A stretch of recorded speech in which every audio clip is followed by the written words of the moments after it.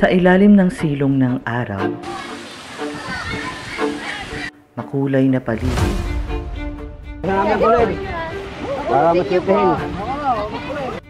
sariwang hangin at asul na dagat ang sasalubong sa mga turistang dumadayo sa dalampasigan sa bayan ng Naik, Cavite. Ngunit sa kabilang banda, ang baybayin ng Naik ay hindi lamang isang tanawin ng kagandahan, kundi isang yaman ng kabuhayan. Mula sa mga mangingisda hanggang sa mga batang naglalaro sa tabing dagat, makikita natin kung paano ito nagbibigay buhay sa mga mamamayan ng bayan.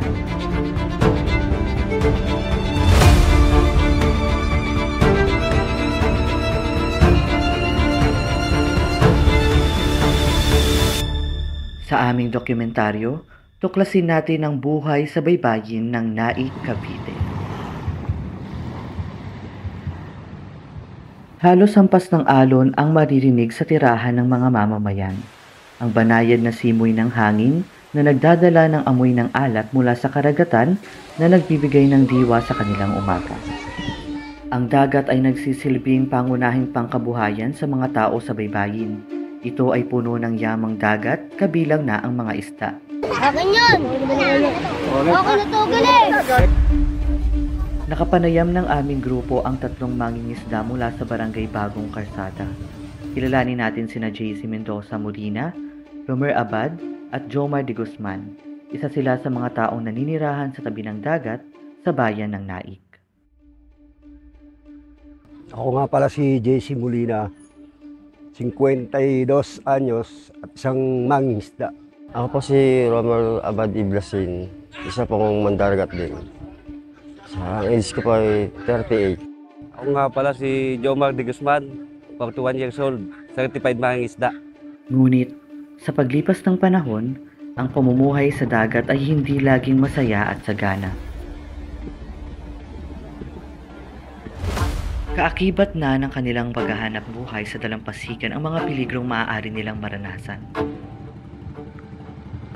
Ang una nilang kalaban ay ang malakas na alon ng tubig na humahampas sa kanilang mga bangka. Maaari mo bang ibahagi ang ilang mga hamon na iyong naranasan bilang isang mangingisda? Minsan sa laot, dumarating ang sigwa, malakas na hangin. Yun, naaabutan kami, bagyo, ulan, lalaking alon, ay naandoon na, wala na magawa. Minsan po ay naabot kami ng sigwada sa laot, lalo't pag may bagyo, naabot po kami. Medyo hirap ngayon kasi medyo hindi nakakahuli ngayon eh. Meron kasi yung season na wala talagang mahuli eh. Ay, marami ng hamon, kagaya ng bagyo, pagkalubog ng bangka. May pagkakataon po ba na nasiraan po yung bangka niyo po habang lumalaot po kayo? Maraming beses na. Nagtaob pa nga eh. Oo. Yung paglubog po nung bangka nyo, bali ano pong dahilan kung bakit tumaob? Laki alon. Bali may bagyo po ba nung araw na yun? Wala naman, kaya nga lang yung iwan ng bagyo na dating yung malaking alon. Yun. Ang hirap sa paglusong sa dagat ay personal na naranasan ng aming grupo na kasamang pumalaot sa dagat ng mangingisda na si Bobby. May mga illegal po na nangingisda. Paano po yung process para mag-illegal? Pagka nagpaparegister po ba kayo sa munisipyo para... Oo. Hindi ko lang alam doon sa mga illegal fishing na i-re-restro nila yung bangka nila sa munisipyo. Sa mga katulad namin illegal, katulad ito, madali namin may restro ng bangka. Lalo na ito, bigay ito ng tipan, madali na. Mga times po ba na sobrang delikado? Na-experience niyo po ba yun? Oo, akala nyo totoo na yung bangka? Bagyuhan. Hindi mo maiiwasan eh, pag napapahuli ang estado sa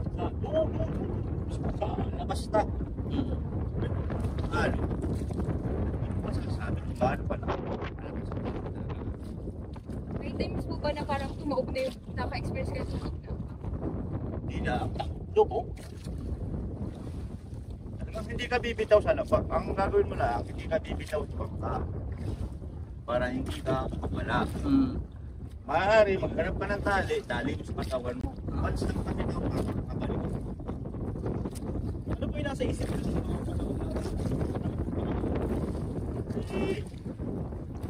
Ano eh? Hindi nagpunong sa kanya, may makasagip. Hindi kaya kainin na lang ng pati. Ano na lang, simple lang. Wala namang magagawa. Ha? Mga pating.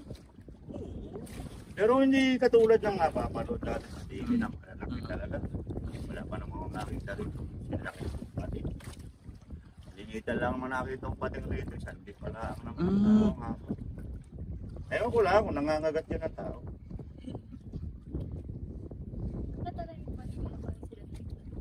Oo, pala ako yan. Paano po kayo naligtas dun sa pagkakataob niyo ng Yung troll, may dumaang troll. Ang panila kami ng kampay siya, lumapit naman. Naawa ng Diyos, hinila kami pagilid.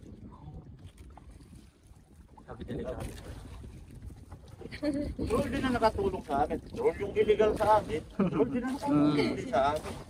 Mga taga saan po kaya yun? Taga Malapon. Napunta sa Malapon. Layo.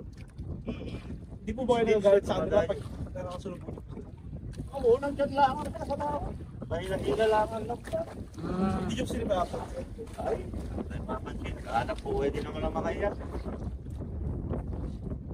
Bali, wala na lang pakialaman. Oo. Hindi na lang maraming mahuli, yun na lang. Oh, bahala na sa kanila yung Coast Guard sa nakakuli sa kanila. Basta kami. May nagaronda po na Coast Guard. Yeah. Pinipili lang naman yata ng Coast Guard. Pero may parang pinaka-araw po sila na talagang mag-ano sila or wala. Depende lang sa kanila. Malaki yata nilang malaw. May time po na na kinituwa kayo po. Oh, Batangas. Kanya lang, ay nabasa yata si Parang Pangkakaw ay matas na rin, malis na rin. Binabasyan yata nila pagka Biparumbang. Sabihin, parang masiyang nila kasusyo. Parang bangkisa po. Parang gano'n. Tatlong beso ito na inuuli sa Batangas pinakawalan na ako. Dahil nababasa ngayon lungko dyan, di ba? Yung mga troll po, pag nahuli sila, yung mahuli nila, babalik sa agad. Ay, hindi. Tutular na nila yun. Hindi na binabalik lang nila sa dagat. Utete. Kaya hindi para ginawa hindi na dito. Pag nahuli po, ibig sabihin, wala na rin yung ano ng bangka. Wala na. Parang Hindi na pwede pumalaot ulit pag nahuli yung mga ganun. Tatlong buwan kasi tatlong huli ng bangka. May sinatawag nila na first offense, second offense, third offense. Pagka nakatatlong huli ka, i-pound na lang yun. Wala nang Pati bangka. yan. Hindi na kaya tupusin ng bayaran. May warning na ng dalawa Nahuli ka na ulit ng pangatlo. Wala nang magagawa. May multa po yun yung first warning. Second. Magkano po yung multa? Depende sa usapan ng munisipyo sa may-ari. Kung ang usapan nila ay 150,000, Grabe. first offense, yun lang ang akin Apo. Wala yung Apo. kuturo. Estimated lang. Kung halimbawa ang usapan ng munisipyo ay 150,000, hindi kayo nang may-ari. Second offense, kung sinabing 500,000, walang magagawa ang may-ari. Bigay mo yun. Hanggat walang ano po, hindi magagamit ulit yung bangka. Upang maiwasan ang mga ganitong insidente, ang pamahalaan ng NAIC ay may mga hakbang na ipinapatupad upang mapanatili ang seguridad at kaligtasan ng mga mangingisda. Nagpunta kami sa opisina ng Bantay Dagat upang alamin ang mga ordinansa at hakbang na ito.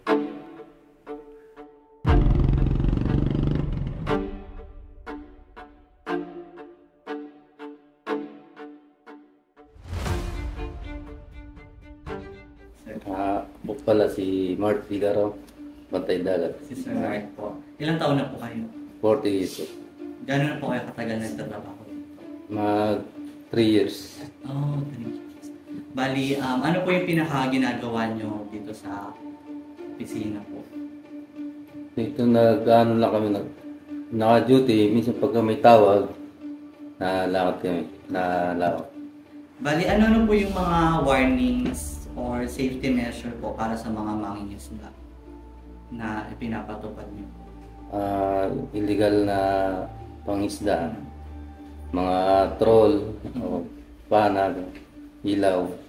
Bali, tuwing kailan niyo po ito pinapatupad or binibigay sa kanila or pinapaalala?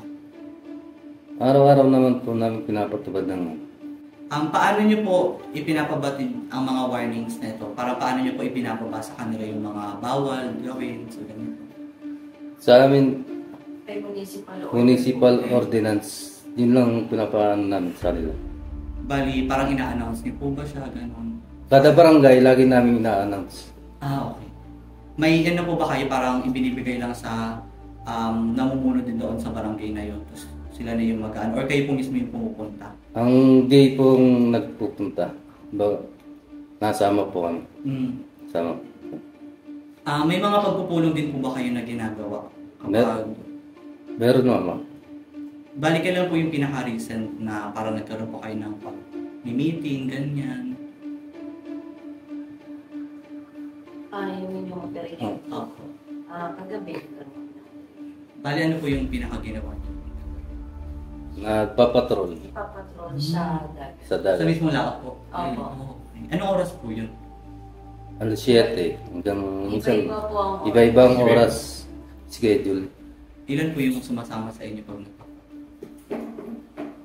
Halos lahat na, dalawa lang naman kasi natitira dito eh. 18 18. sila banday dapat sa sumasampa sa may sarili silang bangka. Tsaka yung sa oras, hindi po pwede malaman yung kung anong oras sila may operation. Kasi Sa unang hindi araw. Hindi po sila mahuhuli doon kapag ano eh. Sikreto lang. So, sikreto po talaga yung lakad ng operation na. Ano po yung mga kaukulang parusa kapag may nahuli po kayo na lumabag sa mga yun po, mga warning sa pangingisda, mga bawal? Kahit isa lang po, magbigay lang po kayo ng May mga halimbawa. penalties kami. Pero depende po yun sa ano. Kapag unregistered boat siya, 2,000. Kapag naman po yung troll, per tao po ang ano namin sa penalties. So, 2,500 sa tao.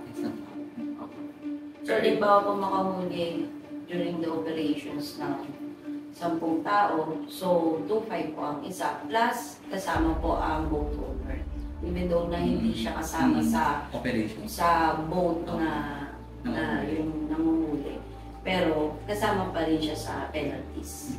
So yung 10 na tao nakasakay sa bangka, magiging 11 po yun. Okay po. And then kinukumpis ka po talaga yung mga bawal. Like yung net, kompreso. Basta lahat po ng mga pinagbabawal na kinukumpis pa po lahat. Pati po yung huli nila kinukumpis. Tapos, yun po, ay pwede po kayo magbigay ng halimbawa na, o yung pinakalas po na nakahuli kayo ng kahit troll po. Mga taga saan po yung mga nahuli niya? Taga dito din po. Mga taga Tansa, Rosario, Kapipisa, ay ano ba yun? Nabotas. Yung pinakamalayo Nabotas. Norway. Mga anong oras niyo po yun nakakita? Sa umaga, minsan gabi. Hindi pare-pareho. Hindi po pare-pareho. Kaya po ang operation is iba-iba din po. Walang inalang oras. Minsan po ay bubulaga na lang. Bali, paano niyo po malalaman na ay ito ano to? Troll to or Kilala na namin, bangka pa lang. Kilala na namin. Lahat kasi ng mga pagkidagat, may isda. Kaya kilala. So kilala sa mukha, kilala yung mga... Kilala yung malayo pa rin yung Sa bangka. yung bangka malaki. Sa itsura pa rin ng bangka, alam na. Identify na nila kung anong gamit na illegal na fishing. Bali, ano po yung mga nakahanda niyong equipment or ginagamit yung mga equipment, sasakyan pag ano po kayo, nagpapatrol? Life vest unang-una. Kasi po minsan mahalon sa dagat. Sa laot, kailangan pa rin po ng safety. Safety first. So paggabi, meron din po silang extra flashlight na yung talagang malakas yung ilaw na para ma-identify ka na makita yung sa laot. And then, yun, yung boat. Tsaka secured na maayos yung makina ng bangka at may extrang gasolina na para hindi naman maubusan sa gitna ng dagat. So, meron pa silang pambalik dito. Bali, ano pong bangka yung nasa labas po ba yun? Ayun, nandun dalawa. Saka yung, nandun yung speedboat. May mga ano po, may mga training po ba kayo or seminars na isinasagawa? Yes po, meron. Meron, no? Para sa mga mangingisda po or para sa mga tao po hindi dyan na nagpapatuloy? Yung sa mga tao naman po namin dito is ma-attend po ng seminar sa BIFAR, sa maritime ba natin din kayo, no? Tsaka Coast Guard. Yung sa mga fishermen naman po, meron talaga yan sa Department of Agriculture sa munisipyo na ma-attend sa seminar. So actually, hindi, nawawarning na naman lahat sa ordinansa na pinapatupad. Ayun nga lang, may mga pasaway po. Meron talagang. Hindi na mawawala. Yung makikipag-away pa. Yung gano'n. Ano po yung mga parang paalala naman sa kanila? Yung mga nakatira po, ano po yung mga measurements sa kanila, warnings, ganyan? Actually, kapag yan ay may mga bagyo na, so pinapaalalahanan na sila. Okay din po. Yung syempre yung hindi pa ganun ka-critical, pero meron din talagang mga tao na hindi rin talaga nasunod. Pero so, pinu-force evacuate talaga sila. Bali, sa tingin niyo po, gaano kahalaga na may komunikasyon po pagdating sa pamamahala, pagbababa ng mga impormasyon? Gaano po kahalaga na may komunikasyon dapat sa bawat tao, sa bawat mamamayan, at sa mga isda? Sobrang malaking halaga. So, Kasi malaking yung halaga. safetyness ng tao, yun ang unang sa lahat. Tsaka,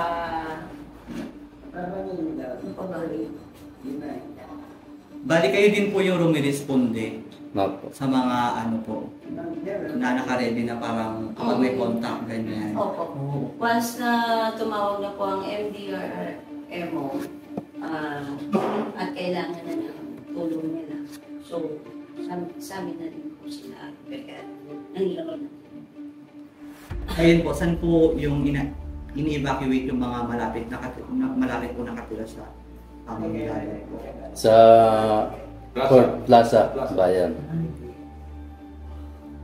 May mga times po ba na habang nagpapatrol kayo, nakapaghabol lang kayo sa mga troll? Malimit. Malimit po yung malimit. Napakarami. Napakalimit. May mga, nahuhuli nyo pa rin po ba sila? Pag nasisira na sila, naabutan, nausang ang makina nila, overheat, yun, huli na. Meron talagang ayaw tumigil. Ano po ba pinagkaiba ng troll sa yung isa? Yung wala pong permit, unregistered. Ano po pinagkaiba nila? Sir, yung troll po kasi, yan yung ginagamit sa fishing, sa pangingisda nila. Yung unregistered naman po, yun yung bangka na hindi registrado. Bali yung mga trolls po, gumagamit ng ibang paraan para mangisda. Ano po paraan yung mga ginagamit ng mga trolls? Yung mga Net nila, sayad sa buhangin. Sira ang corals dun. Nasisira ang coral. Sa Genjo may batong, may board, kahit yun. Kaya nahuli yung hipon. Kaya lang sira yung mga corals. Hindi mo kami trip po ba ng mga grenade fishing po? Grenade fishing po, parang... Dynamite. Meron po. Dito po kasi sa Naik, meron po tayong fish sanctuary dito na pinangangalagaan. Kaya po bawal talaga po yung mga ganyan. Magkano po penalty doon pag nahuli mo na? Ganun din, 250. 2.5 per tao po. Plus confiscated po yung net nila, compressor, lahat ng ginagamit nila for illegal fishing. Confiscado. Yung bakang yan. Hindi na pinakuha yun. Minsan yung bangkali po kayo Kami na confiscado Yan, na. sa Linas. Dalawang makina. Kung hindi pa pinanggang katay, hindi titigil yan. Kailan niyo po lang na Matagal na ho. Mga ano na. Mga October. Hindi na po nila... Hindi na pinakuha ng mayor namin. Ilang offense po ba yun? Isa lang po. Alala. Yung bangka? Second offense na siya. Oo. Okay. Second offense. Bago tumakbo Talagang pa. kinumpis ka na Ano po siya? Troll po ba siya? Putok. Putok. Dynamite. Dynamite. Dynamite fishing. Pero may ano po yan, parang penalty pa din. Or ano po, para makuha nila yung baka o hindi na talaga. Hindi na po talaga namin ibibigay yan, sir. Kasi nagpahabol po kasi sila. Okay. So, sobra talagang habulan sa dagat ng dagat. Talaga iikot-ikot. Mga pasaway talaga. Ilang tao po yun? Madami, alim yun, alim. Kahit makiusap. Wala. Hindi na po. Pero nag-try po sila makiusap. Nag-try po sila. Andun din po yung may-ari. Punta rito. Ano po yung pinakamapanganib nyo na experience sa pagpapatrol? May tayo po ba na... Pagka malakas. Pagka malakas bago nag-aabulan. Oo, yun. Malakas Katulad ang yan. Yung inabol namin yan. Patay at agilito yung bangka. Mainimpang ka pa. Pagka hindi ka marunong sumakay sa bangka, tatawag kayo. Pero pagka marunong ka sumakay, baro ka manimbang, hindi kita tawag. Ilan po kayo na nasa bangka? Mga 7 kayo. 7. Kagaya ng mga mangingisda, ang mga naninirahan sa baybayin ng dagat ay nakakaramdam din ng mga takot at pangamba. Wala naman pagka may bagyo lang, halimbawa. Meron din pagka nalaki ang alon naabot dito Naabot dito ang ng alon. Pag yung bagyuhan. Nagbabaha po dito. Hindi naman, lumalaki yung alon. Inaabot dyan sa baybayin dyan. Mahirap kasi wala ngayong kita yung mga magdaragat. Sa ngayon, sa panahon ngayon na. Ano naman po yung mga takot po or pangamba niyo po sa araw-araw kasi nandito po kayo sa baybaying dagat? Kasi bilang isang mamamayan na ang pinagkakitaan namin sa dagat, mahirap pagka hindi nakakapamalakaya kasi yung mga mister namin magdaragat lang. Kapag hindi sila nakalaot, wala kaming kakainin, walang babaunin yung mga bata sa school, ganun. Tapos yung pagka bagyuhan, lalo na pag bagyuhan, tapos yung dagat pag lumaki, andun yung pangamba namin na baka yung alon, maabot yung bahay namin, ganun. Nakaranas na po kayo ng baha po?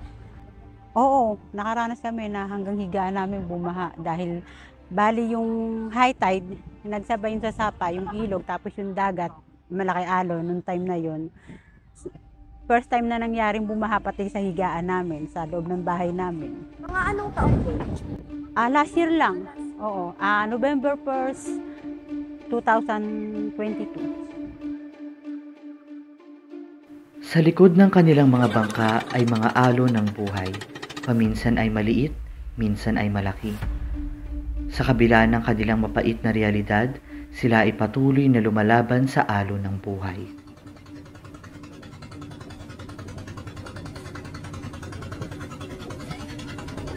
Try lang namin sa mga mangingisda ay sumunod sa ordinansa at pangalagaan ang yaman dagat.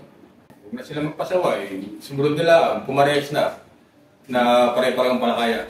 Huwag yung bawal. Illegal kasi kanila Gaano man kahirap ang buhay sa tabi ng karagatan, napagtanto ng mga tao dito ang halaga ng pag-aalaga sa kalikasan.